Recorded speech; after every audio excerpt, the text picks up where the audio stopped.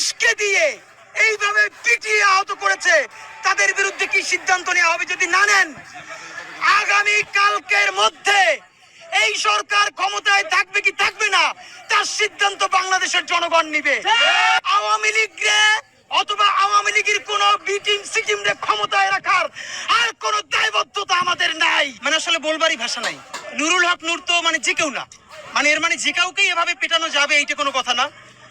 আমরা সবাই বারবার নুরুল হক নূরের ভিডিওটা দেখছি, কিন্তু এইখানের ইমার্জেন্সিতে ইসলামী ব্যাংক হসপিটাল কাকরাইলে অন্তত 50 জনের অধিক প্রচন্ড অসুস্থতা নিয়ে ওখানে আছেন। তা আমরা আসলে নির্বাচনের ট্রেন দেশে ছেড়ে দিয়েছে।